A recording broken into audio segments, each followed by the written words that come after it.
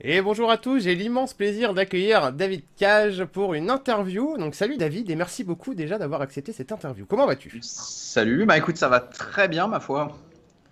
Alors, première question, je pense que ça va te mettre un peu dans le bain. Dans quel état on est quand on lâche un projet qui dure depuis 5 ans comme Detroit Become Human dans la nature? Dans quel état de stress on est? Qu'est-ce que tu fais en premier? Essaye de nous raconter un petit peu ça. Alors le projet a pris 4 ans, c'est 4 ans, déjà pardon, assez c'est long. déjà pas mal.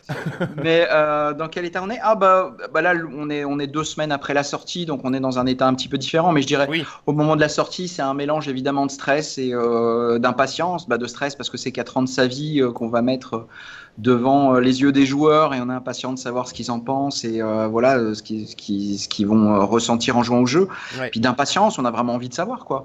Maintenant 2 semaines plus tard, on est un peu plus loin, on a un peu plus de visibilité, on est absolument stupéfait et ravi des réactions des joueurs D'accord. qui sont absolument incroyables. On suit ça avec toute l'équipe sur le net quasiment quotidiennement. Alors, qu'est-ce que vous faites? Vous Euh, regardez davantage les résultats, je sais pas, sur les forums ou plutôt de la presse? Quels ont alors été, qu'est-ce on que tu as pu voir? regarde. Ce qui a beaucoup changé sur Détroit par rapport à Beyond ou Heavy Rain, c'est l'émergence des réseaux sociaux, enfin Oui, vraiment de manière spectaculaire aujourd'hui. Et c'est donc on plus suit. installé, ouais. C'est vrai qu'à l'époque, quand on sort Heavy Rain, on pouvait aller sur les forums, mais c'était un peu tout. Oui, Aujourd'hui, c'est vrai qu'on passe beaucoup de temps sur Twitch, on passe du temps sur YouTube, on passe du temps sur Twitter, on passe du temps sur Facebook. Il y a une communication qui est beaucoup plus directe et instantanée avec les joueurs, ce qui est absolument extraordinaire parce que c'est la première fois à Quantic en 20 ans qu'on peut voir les gens jouer à nos jeux, mais quasiment en temps réel, avec des gens instantanément, ouais, c'est ça, ouais. avec des gens qui commentent, avec toute la communauté. Ouais, On a fait un Twitch, il y a eu un Twitch sur Détroit à plus de 200 000 personnes live. Donc ouais. s'imaginez qu'il y a 200 000 personnes en train de regarder en temps réel Oui, ça c'est quelqu'un en train de nouveau, c'est jouer, sûr que ça commenter. n'existait pas du tout avant, quoi. C'est ça, et c'est absolument fascinant. Alors, évidemment, on espère aussi que sur ces 200 000 personnes, il y en a deux ou trois qui vont quand même acheter le jeu Oui, et parce parce que que c'est vrai que des jeux comme les tiens, c'est quand même des expériences. Enfin, nous, on le dit toujours, c'est dommage. D'ailleurs, c'est des jeux qu'on ne diffuse quasiment jamais en live parce qu'on dit toujours à notre communauté, jouez-les d'abord. On vous présente un niveau comme ça pour que vous puissiez voir à quoi vous attendre, mais c'est vraiment des expériences à vivre soi-même et pas forcément sur Twitch ou sur YouTube, quoi. c'est vrai, mais ce qui est de vraiment particulier sur Détroit, c'est que le jeu est tellement non linéaire Oui, c'est vrai. qu'en fait, que même si on voit un chemin C'est pas très dans une grave. vidéo Twitch ou sur YouTube, Mm. bah, on n'a pas eu l'expérience de jeu et puis surtout, on n'a pas pu faire ses propres choix et Oui, voir tout ce qui en aurait découlé. Donc, on regarde une version de l'histoire, mais c'est pas la nôtre et surtout, c'est pas la seule. Il y a tellement de choses à découvrir dans oui. Détroit qui la seule manière de le faire, bah, c'est C'est d'y d'acheter le jeu. jouer. Mais ça, on en parlera un petit peu après. Moi, je voulais un petit peu avoir ton avis là-dessus. Tu as fait un premier jeu qui s'appelle The Nomad Soul, que Mhm. j'avais adoré déjà à l'époque, qui était un monde ouvert à l'époque. C'est vrai que c'était assez révolutionnaire, puisqu'il n'y avait pas, comme maintenant, maintenant c'est un petit peu le standard du jeu d'action-aventure, de le faire en monde ouvert. Qu'est-ce qui t'a poussé à l'époque, après un Nomad Soul qui était quand même très bon, eh bien, de passer à quelque chose d'aussi différent avec Fahrenheit? C'est, c'était très intéressant de développer Nomad Soul parce qu'effectivement, c'est une des premières villes en monde ouvert. Ça a été un des premiers jeux en motion capture. Ça a été avec de la motion capture faciale notamment. Ouais, On pouvait aussi sauter de corps en corps. On pouvait vraiment se réincarner à chaque fois dans le corps d'un autre personnage. Donc, on pouvait jouer avec, je crois, une centaine de personnages mm, différents dans le jeu. Donc, c'était une expérience qui a été assez ambitieuse, hein, surtout pour l'époque. Hein, oui, c'est un c'est jeu qui est déjà sorti en très complexe. 99. T'aimes bien te compliquer la vie, on dirait, avec les Ouais, jeux. assez, assez, ouais. Mais à la fin de Nomad Soul, j'avais envie de raconter une histoire dont le joueur sera le héros. D'accord. Et le cadre de Nomad Soul me permettait à moitié de faire ça. Il n'y avait pas vraiment de contrôle sur le rythme, sur la qualité de l'expérience, sur tout ça, parce que le joueur avait tellement de liberté qu'en Oui, fait, il t'es pouvait très faire libre, ce qu'il ouais. voulait. Mm. Mais je me suis posé la question à un moment de savoir si je voulais vraiment raconter une histoire dont le joueur est le héros, si c'était le meilleur cadre pour le faire. D'accord. Et c'est là qu'on a fait la bascule vers Fahrenheit puis vers Heavy Rain Beyond Détroit aujourd'hui. Mhm. Mais c'est de savoir si on pouvait échanger un peu de la liberté spatiale du joueur contre de la liberté narrative. C'est D'accord. lui raconter une meilleure histoire dont il est un peu plus le héros, certes en lui disant tu peux pas aller partout aux quatre coins de l'univers, mais quelque part, comme les quatre coins de l'univers sont souvent pas très intéressants, Mm. est-ce que c'est pas plus intéressant de te donner quelque chose Un peu plus à, imposé, mais... C'est ça, d'avoir une Mm, histoire qui te prenne et qui te lâche plus jusqu'à la fin, plutôt que de te laisser tourner en rond pendant 3 heures ouais, dans un quartier. Voilà, l'une des raisons, ouais. c'est une opinion. Hein, Ouais, ouais. il y a beaucoup d'exemples qui peuvent contredire ça aujourd'hui, mais en tout cas, c'était le point de départ en 99 pour passer de Nomadsula à Fahrenheit. D'accord. Bah, on dit souvent d'ailleurs chez nous que un monde ouvert, c'est vrai que c'est assez compliqué d'avoir une belle narration et de ressortir avec une histoire aussi poussée que dans un jeu plus linéaire. Est-ce que toi, du coup, tu n'aurais pas dans le futur des idées de game design, de level design pour réussir à faire un jeu un peu plus ouvert, mais qui resterait très poussé de manière narrative? Ou est-ce que tu souhaiterais en fait mélanger un petit peu les deux de ce que tu as fait dans The Nomad Soul et dans les autres dans les autres jeux d'après de Quantic Dream? Ou est-ce que tu souhaiterais vraiment rester dans cette narration très poussée? Non, moi je ferme aucune porte et je suis vraiment ouvert à toutes les idées. Moi, ce qui me drive, c'est la passion. Et voilà, si on a une idée brillante qui permet de faire ça, pourquoi pas. Euh, Maintenant, des fois, il faut un peu se méfier des idées qui ont l'air d'être de bonnes idées. On les met ensemble et ça fait une autre Oui, bonne idée. En fait, c'est juste qu'il y a des choses qui sont contradictoires dans sur les le termes. papier parfois c'est magnifique et C'est quand ça. on... Et souvent, les gens disent ah pourquoi on fait pas un jeu d'action avec une histoire aussi poussée que Détroit. Et en fait, on a envie de leur dire oui, mais si je commence à donner un flingue à mes héros. Et que le but du jeu c'est de tuer des centaines ou des milliers de gens, j'arrive plus à raconter une histoire qui ait vraiment du sens. Ouais, Ça devient un jeu de baston. c'est ça. Et une histoire intéressante dans un jeu de baston, je dis pas que c'est impossible, hein, C'est mais c'est difficile. compliqué. Ouais. Ça sera en tout cas pas les mêmes histoires, pas les mêmes thématiques. Et il va falloir trouver une histoire qui justifie qu'on fait un massacre au pistolet, qu'on va tuer Ouais. des milliers de personnes. Voilà, c'est des choses qui sont parfois qui peuvent être contradictoires aussi. Maintenant, rien n'est impossible et voilà, on garde toutes les portes ouvertes pour la suite. Pour le On a futur, ouais. plein d'idées dans tous les sens, dans tous les genres, dans tous les univers, dans tous les styles. Et encore une fois, on est drivé exclusivement par la passion, l'envie. Et puis de plus en plus, on est drivé par la passion de la communauté aussi. Il y a une communauté incroyable sur Détroit. C'est Hmm. vraiment, on est surpris nous-mêmes tous les jours. On reçoit des fan art. Ouais. Ouais, C'est-à-dire j'en ai vu des quelques-uns sur dessins, Twitter, ouais. des illustrations qui viennent du monde entier, Les de gens joueurs qu'on sont très évidemment on ne doués. connaît pas. Et il y en a qui sont à tomber par Ouais, terre. c'est Il y a des clair. gens qui en font des courts-métrages, il y a des gens qui font qui refont des trailers, qui font de la musique. C'est incroyable l'engouement qu'il y a autour du jeu aujourd'hui. Et après 2 semaines après la sortie du jeu, c'est sûrement notre plus grande surprise. Ouais. On a toujours eu des fans qui ont été hyper présents et vraiment qui ont aimé le jeu. Sur Heavy Rain, il y a une communauté incroyable Hmm, aussi, mais hmm. et sur Beyond aussi, mais aujourd'hui sur Détroit, c'est vrai que les réseaux sociaux, plus l'engouement autour de la thématique de Détroit, et puis l'engouement autour du jeu, de ce qu'est l'expérience de Détroit, ce qu'elle porte en termes de sens, en termes d'émotion, est tel qu'on est un peu, on est très très agréablement surpris. Et voilà, on voudrait surtout remercier La tous communauté, ces les gens-là joueurs, ouais. qui soutiennent notre travail depuis, voilà, depuis que le jeu est sorti, puis parfois depuis des années pour certains Oui, d'entre eux. pour certains d'entre eux aussi. Justement, tu parlais tout à l'heure de sortir les pistolets et de faire des séquences un petit peu plus action. Dans Detroit Become Human, on a fait une vidéo avec Thomas, hein, qui travaille chez nous aussi, sur un petit peu cette inversion, tu sais, entre le bien et le mal concernant les humains et les androïdes. C'est-à-dire qu'on ne sait pas trop quand on joue où se positionner. Est-ce qu'on défend vraiment les humains? Est-ce qu'on défend les androïdes? Et tout ça, il y a un gros travail qui a été fait, de ce qu'on a constaté en tout cas dans le jeu. Est-ce que c'est quelque chose qui a été voulu de ta part de perdre un petit peu le joueur dans ses émotions? Est-ce que je vais plutôt me décrire et appartenir à cette race humaine ou à cette race androïde? Euh, Si tu veux, ce qui nous a importé, c'est de pas avoir quelque chose qui soit caricatural en termes d'alignement. On voulait pas. Le point de départ, c'était de dire, c'est pas forcément les humains les gentils et les androïdes les méchants. Oui, Ce qui a déjà été fait 100 000 fois. Donc nous, on était vraiment parti de l'idée qu'il fallait contrôler les androïdes et qu'on voulait raconter l'histoire depuis leur point de vue. Mais on voulait pas non plus raconter une histoire qui serait binaire où ça serait les androïdes tous les soit gentils les et tous les gentils, humains soit les seraient des méchants. méchants. Oui, d'accord. C'est ça. En fait, ce qu'on a voulu montrer, c'est que dans les androïdes, il y a des gens qui se battent pour leurs droits, il y a des gens qui sont déviants, des gens qui sont pas déviants. Il y en a qui se battent de manière entre guillemets noble et d'autres qui peuvent se battre de manière plus sale. Il y a des gens qui deviennent fous chez les androïdes aussi, qui ont perdu Oui. la raison, qui savent plus qui ils sont, qui ont plus de repères. Et pareil chez les humains. Et Il y a c'est des gens très qui humanisé détestent les comme androïdes. vision finalement des androïdes qui... Enfin, c'est un peu comme ce qu'on peut ressentir chez les humains. Il y en a qui vont mener des combats pacifistes, d'autres plus agressivement. Mais c'est ça. Et surtout, il y a une partie de ces choix-là qui dépendent du joueur, puisque Oui. par exemple, l'alignement de Marcus ou d'autres dépend intégralement des actions du joueur et des choix du joueur, de quelle histoire, quelle version de ces personnages il veut voir. Mais chez les humains, on a fait le même travail. On a voulu aussi montrer que les humains n'étaient pas tous pour ou tous contre les Oui. androïdes, mais que c'était quelque chose qui était beaucoup plus complexe que ça, avec aussi des gens qui peuvent changer d'avis, c'est-à-dire qui ont une opinion au début sur les androïdes qui peut changer en fonction de comment joue le joueur En fonction de leurs à la fin de actions, ouais, l'histoire. ouais, ouais.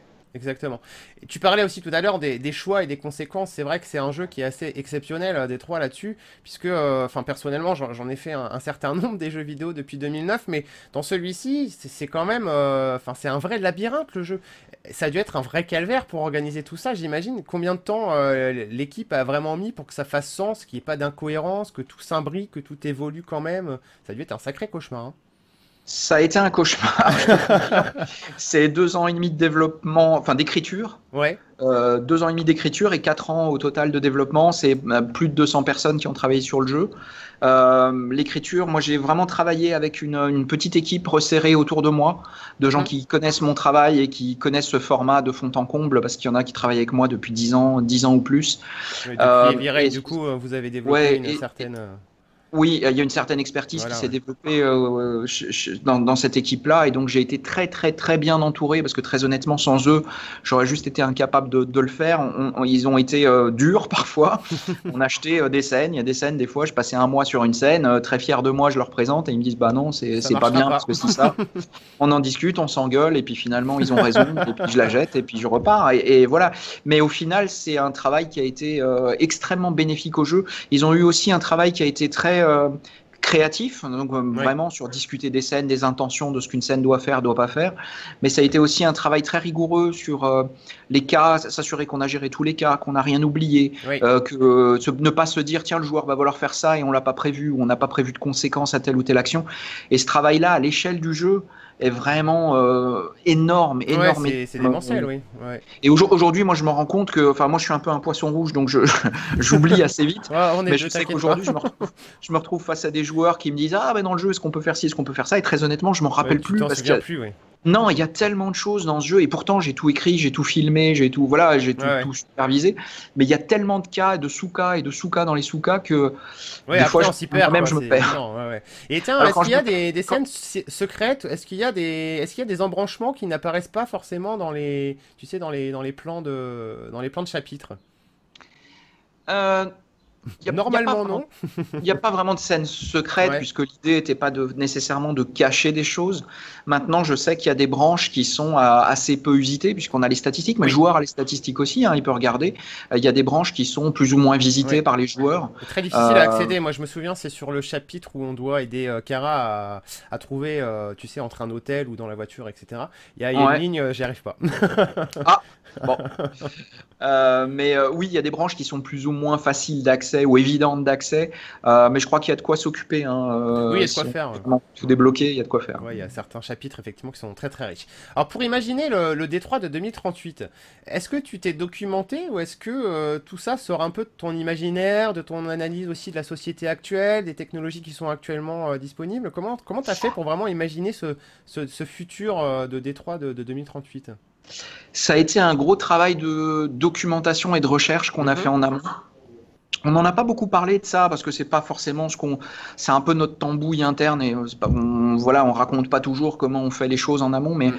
en fait, on a beaucoup travaillé d'abord sur la technologie, essayer de comprendre à quoi va ressembler notre monde dans 20 ans, quels sont les objets, les technologies qui vont arriver de manière raisonnablement sûre, tu vois. On voulait pas faire de la science-fiction, on voulait pas inventer des choses, Oui. on voulait vraiment avoir quelque chose qui soit crédible et Bah, plausible. c'est Donc très réussi en tout cas, puisqu'on on est se sent parti pas dans un merci. futur giga lointain où les voitures volent, quoi. Non, C'est... non, c'était important pour nous que le joueur puisse se connecter à cet univers et penser que ça, c'est plausible. Tu vois, Oui. qu'il puisse y croire. Mhm. Donc, on a beaucoup travaillé là-dessus. On a fait une deuxième partie qui a été assez complexe, mais assez intéressante, qui était comment la technologie va changer aussi notre société, ça va changer notre monde, Oui, comment elle va s'intégrer, comment ça va changer les relations sociales.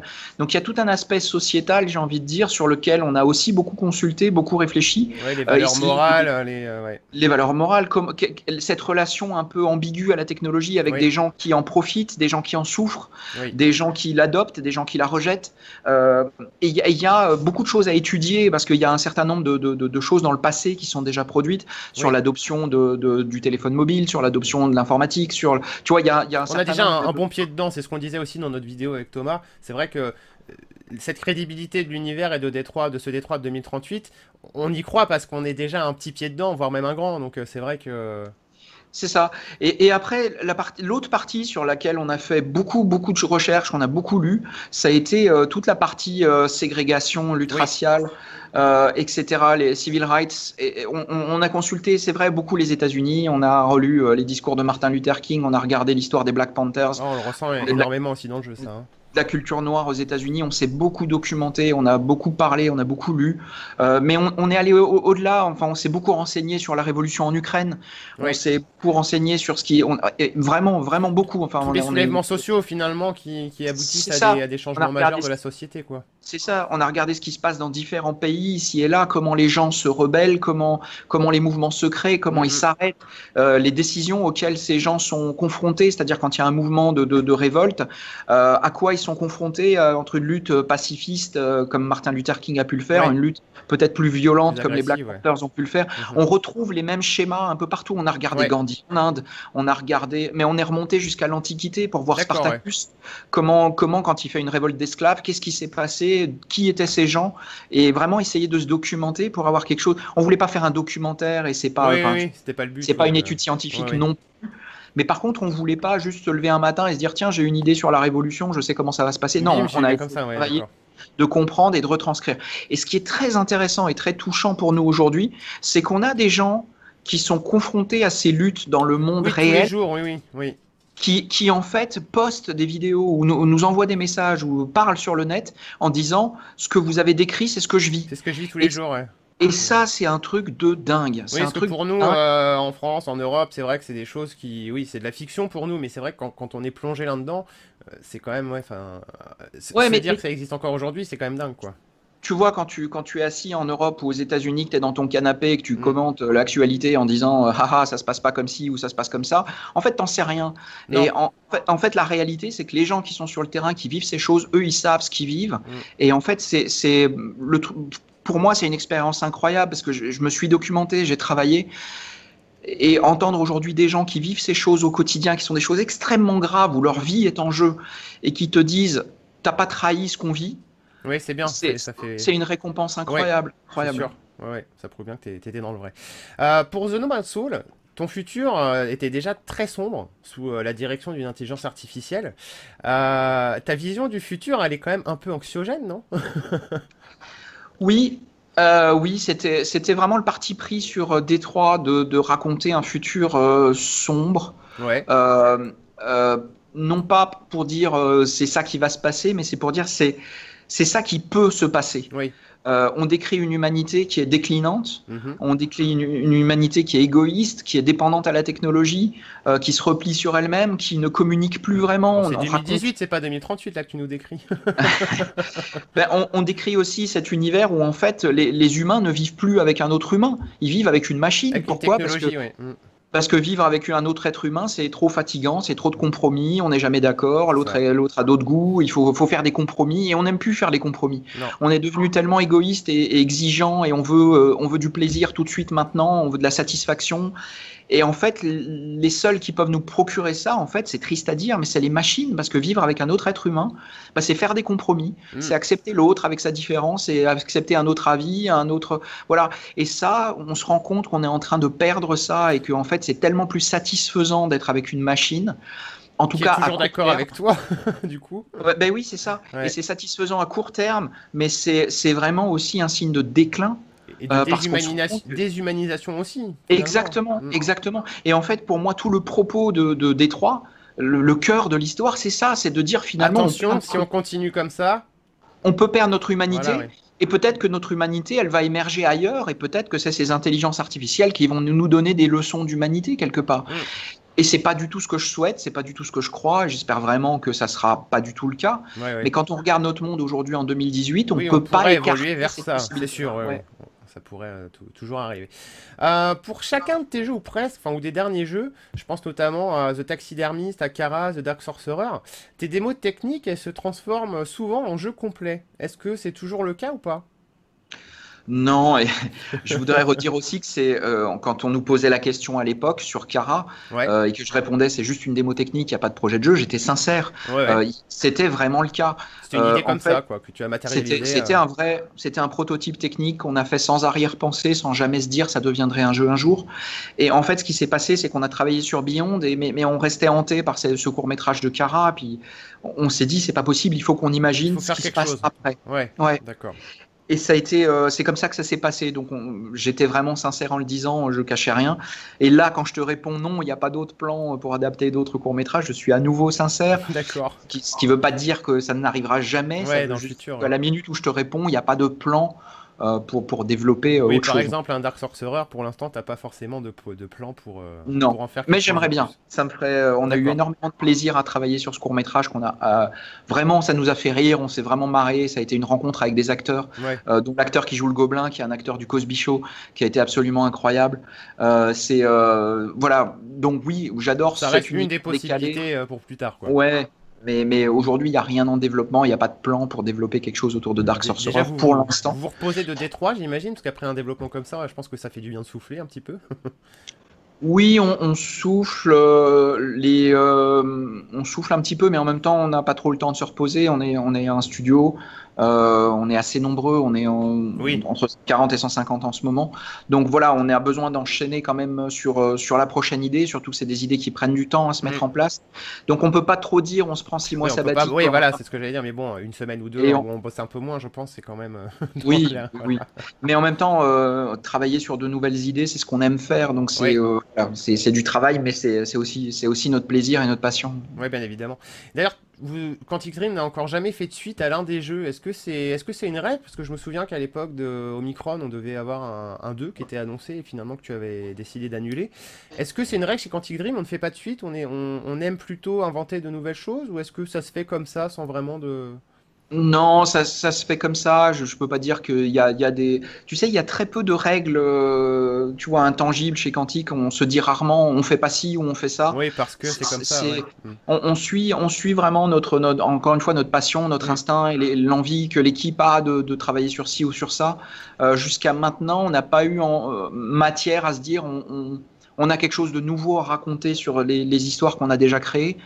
Ce qui veut pas dire que c'est définitif, ce qui veut pas dire qu'on revisitera pas un Un jour univers déjà un créé, ouais. univers qu'on a déjà. Mais Mm. pour le faire, il faut qu'on ait quelque chose de nouveau à dire sur Oui, cet univers-là. Mais faire des suites par souci marketing en se disant tiens, on va faire plus de fric si on fait un Heavy ouais. Rain 2 ou ça, c'est pas vraiment l'ADN du studio. On préfère travailler sur quelque chose C'est de très nouveau. bien, garde cet ADN. Alors, il faut aussi, enfin, on en est très conscient, c'est ne pas faire de suite, c'est aussi quelque chose qui est compliqué. Oui, parce qu'on prend des Parce risques à chaque fois, du coup. c'est ça, et il Mm, faut mm. revenir convaincre son éditeur, il faut convaincre les joueurs, il faut convaincre la presse, il faut réexpliquer, voilà, c'est à chaque fois, c'est énormément de travail, Oui, enfin, on part à zéro. oui, à chaque fois, oui. Donc voilà, c'est très excitant, c'est assez complexe à faire, mais en même temps, on préfère ne pas faire de deux si on n'a rien de nouveau à Oui, si dire. t'as Par contre, si rien, on a voilà, quelque ouais, chose à dire, ouais. on se l'interdit pas non plus. D'accord. Alors, tu parlais de l'éditeur, hein, justement, même si on a un espion qui nous écoute actuellement, on va faire comme s'il n'était pas là. Est-ce que tu comptes refaire d'autres exclusivités PS4 ou est-ce que ton contrat t'interdit pour le moment toute communication à ce sujet? Est-ce que... voilà, petite question comme ça. Mais j'ai pas de contrat qui m'interdise quoi que ce soit parce que on est encore en démocratie et voilà, les contrats répètent la liberté d'expression aussi. Non, on travaille avec Sony en exclusif depuis 12 ans maintenant. Oui, C'est une collaboration absolument extraordinaire jusqu'à maintenant. Voilà. Après, est-ce que le prochain jeu sera exclusif PlayStation ou pas? Voilà, j'en sais rien. Ce sont des discussions qu'on a et voilà, il n'y a pas de. Mais là non plus, il n'y a pas de dogme, il n'y a pas ouais, rien ça n'est doit être ci ou vraiment... ça doit pas être ça. ouais, ouais. Voilà, on est ouvert à tout. Encore une fois, on ira où où on peut continuer de créer des expériences qui sont originales, ambitieuses, créatives. On ira où on peut surprendre les joueurs. Et voilà, c'est avant tout en ça qu'on croit. Ouais, tu dis justement vouloir surprendre les joueurs. Est-ce que, puisque Quantic Dream fait quand même des expériences qui sont bien en marge de ce qu'on peut avoir toute l'année sur nos consoles et nos PC et tout, est-ce que tu te considères, toi et ton équipe, comme un studio vraiment à part entière, enfin à part, pardon, pas à part entière, mais à part dans l'industrie des jeux vidéo? Ou est-ce que... Oui, je crois qu'on est un studio à part. On l'entend suffisamment. Ouais. Euh, Ouais, mais l'entendre et le penser, après, c'est des choses différentes. Bah, si tu veux, je pense qu'on est dans une industrie où chaque studio est différent. Hmm. Et chaque studio s'est organisé, s'est créé à son histoire, à sa manière de travailler. C'est assez difficile de se comparer, de se dire je suis comme les autres, je suis pas comme les autres, parce que je pense que chacun est différent. Chaque studio a son histoire et sa différence. Nous, ce qu'on aime, on aime travailler sur des choses, on aime travailler sur l'émotion du joueur, on aime travailler sur son ressenti, on aime travailler sur le sens. Oui, Et voilà, ce sont des choses qui, nous parlent énormément. C'est vrai qu'on travaille sur des choses qui sont en général assez adultes, un peu plus sombres. oui. Euh, on aime beaucoup avoir un état d'esprit assez indé, d'une certaine manière. C'est-à-dire qu'on n'aime pas trop, on n'a jamais travaillé sur la base d'un brief marketing de gens qui nous disent voilà la liste de ce que vous devez Ouais, faut que mettre ou ça ne pas soit mettre comme dans ça, votre jeu. comme ça, comme ça, ouais, ouais. Ouais, alors non pas parce on se prend pour des divas ou je sais pas quoi, mais voilà, c'est pas comme ça qu'on est les meilleurs. Je pense qu'on est les meilleurs quand on a une certaine liberté de créer, d'inventer, d'aller où on nous attend pas, d'aller où on dérange des fois aussi. On sent bien il y a des choses qu'on fait qui dérangent des gens qui ont dans leurs petites habitudes, dans Bah, leur vision du jeu vidéo. oui, et puis comme tu disais aussi tout à l'heure, c'est vrai qu'avec les réseaux sociaux, ça a amené des belles choses, mais ça a amené aussi, enfin, selon moi, après c'est toujours une réflexion personnelle, mais des espèces de polémiques qui se soulèvent pour tout et rien à la fois. Je me souviens, ça devait être après la séquence qui avait été diffusée à la Paris Games Week. Je crois que c'était là, hein, il y avait eu une espèce de soulèvement moral sur le père d'Alice qui était violent, que nanana, que nanana. Enfin ça, c'est des choses qui... Ouais, si tu veux ça, moi je mets ça un peu dans la catégorie folklore. Oui, t'as bien Voilà, il raison. y a des gens qui... Le problème, c'est qu'il y a des gens qui ont besoin d'avoir des clics pour que leur Oui, site fonctionne et ils font comme ils peuvent pour avoir les clics. Moi, ce qui m'embête un tout petit peu, c'est qu'il y a un tabloïd anglais qui a sorti un article accusant cette scène. Il racontait qu'on était dans la peau du père qui est violent, que plus on frappe la petite fille, plus on a des ah points, oui, c'est et que le complètement but faux c'est en de la plus. maltraiter de toutes les Ah manières oui, différentes. d'accord, oui, ils étaient à l'ouest, Ils ouais. écrivent ça, Ouais, ils n'ont pas vu le jeu et machin. Mais ce qui m'embête, c'est qu'un peu que maintenant que le jeu est sorti et que tout le monde peut constater que cette scène n'a ouais, rien n'a à rien à voir, ouais, aucun ouais. rapport avec ce qu'ils ont décrit. Moi, je lis pas beaucoup d'articles de gens qui comparent la scène réelle avec ce qu'a écrit ce tabloïd et qui expliquent à ce tabloïd que peut-être ils ont menti à leur lecteur.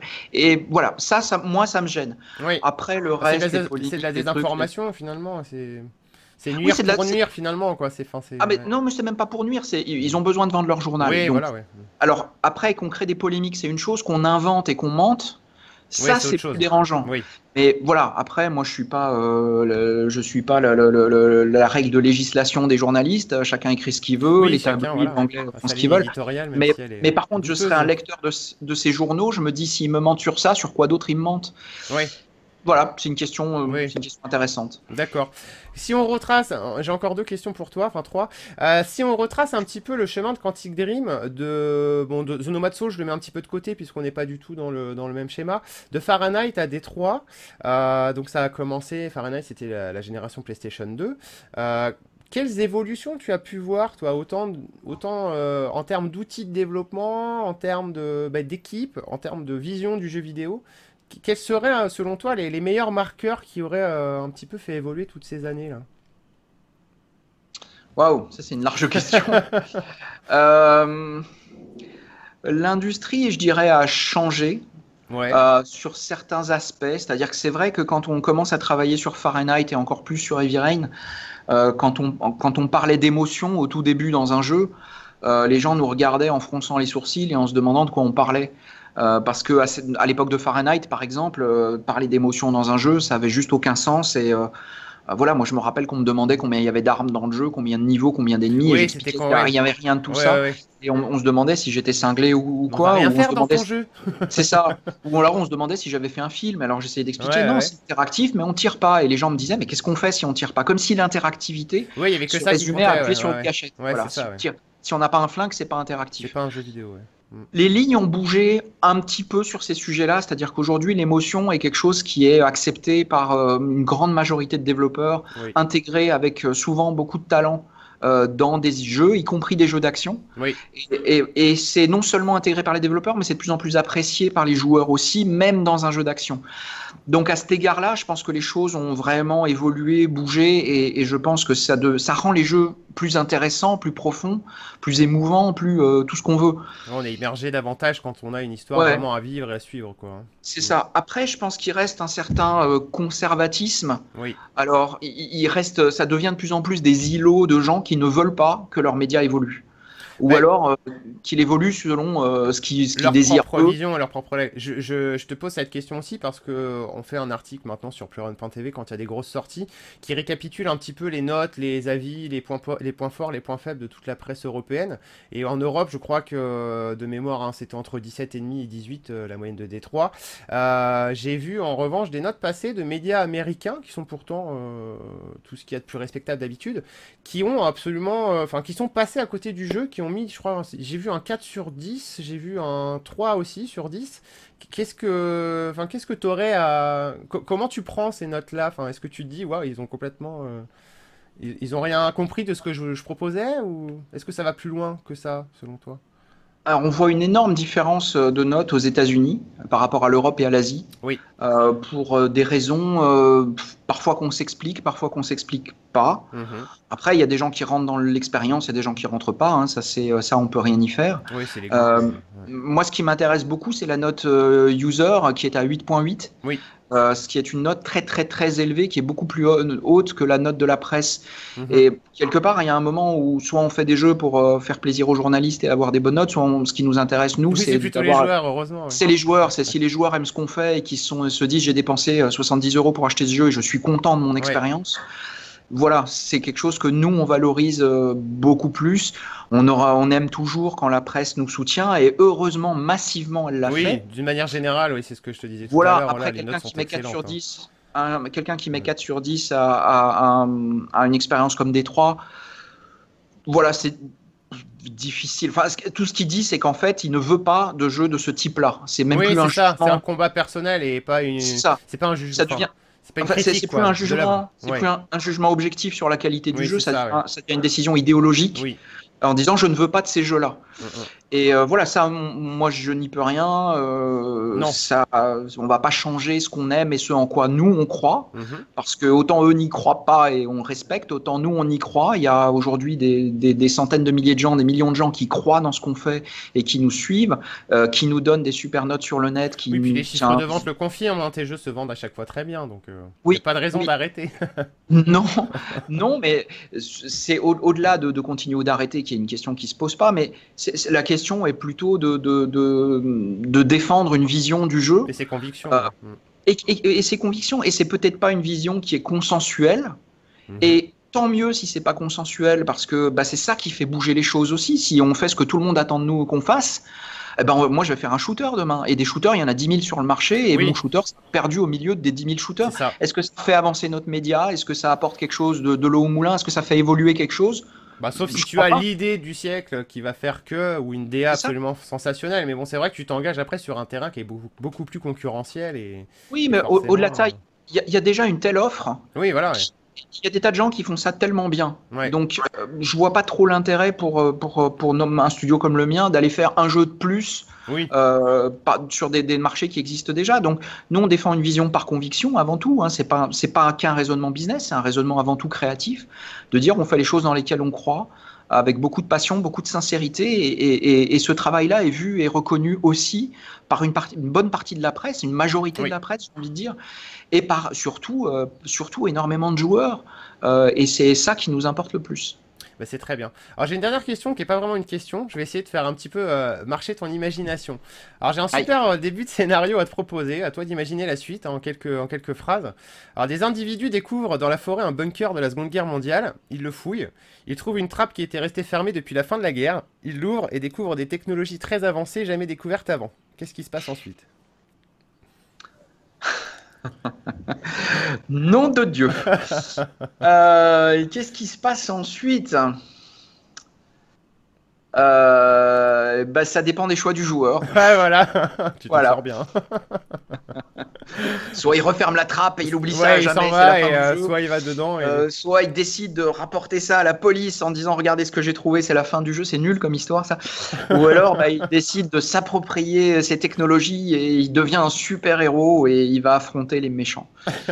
Bah, c'est tout nul en fait. Ouais, non, on va revoir. Hein. Bon, en tout cas, je te remercie beaucoup, David, d'avoir Merci à toi. accepté de cette interview. On a un de tes meilleurs fans, je crois, qui nous suit sur PlayOne.tv, qui s'appelle William, et qui fête son anniversaire aujourd'hui. Donc, moi, je souhaitais dire un bon anniversaire à William.